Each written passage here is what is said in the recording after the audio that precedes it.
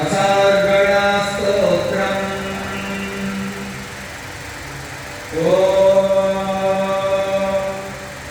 अस्य श्रीअर्गणास्तोत्रमन्त्रस्य विष्णुर्षिः अनुष्टुप्छन्दः श्रीमहालक्ष्मीर्देवता श्रीजगदम्बा प्रीतये सप्तशतीपाठाङ्गत्वेन जने विनियोगः।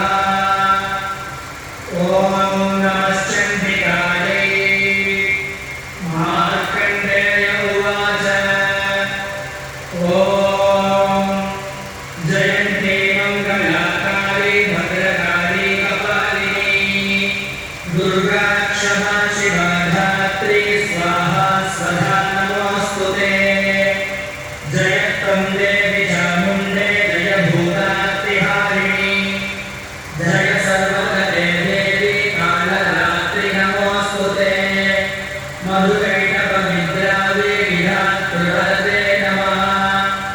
रूपं देहि धयं देहि यशो देहि द्विषोदहि महिषासुरनिर्नाशी भक्तानां सुखदे नमः। रूपं देहि धयं देहि यशो देहि द्विषोदहि रक्तबीजवधे देहि चण्डमुण्डविनाशिनी। रूपं देहि धयं देहि यशो देहि द्विषोदहि शुम्भस्यैव निशुम्भस्य धूम्राक्षस्य च मर्दिनी। रूपं देहि धयं देहि यशो देहि द्विषोदहि वन्दिताङ्घ्रियुगे देवी सर्वसौभाग्यदायिनी। रूपं देहि धयं देहि यशो देहि द्विषोदहि अचिन्त्यरूपचलिते सर्वशत्रुविनाशिनी। रूपं देहि धयं देहि यशो देहि द्विषोदहि नरेभ्यः सर्वदा भक्त्या चण्डिके दुरितापहे।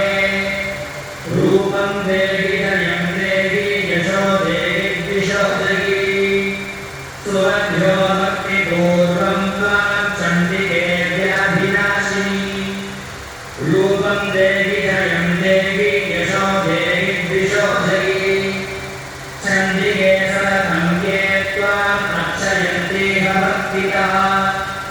रूपं देहि धयं देहि यशो देहि द्विषोदहि देहि सौभाग्यमारोग्यं देहि मे परमं सुखम्।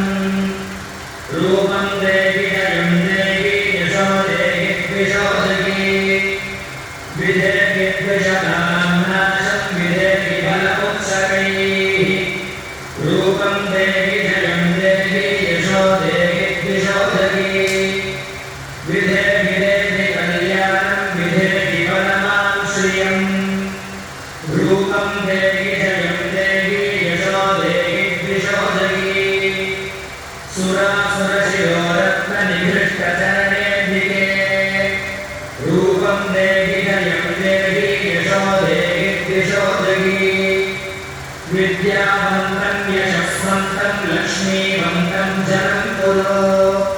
रूपं देहि धयं देहि यशो देहि द्विषोदहि प्रचण्डदैत्यरक्तघ्ने चण्डिके प्रणताय मे। रूपं देहि धयं देहि यशो देहि द्विषोदहि चतुर्भुजे चतुर्वक्त्रसंस्तुते परमेश्वरी। रूपं देहि धयं देहि यशो देहि द्विषोदहि कृष्णेन संस्तुते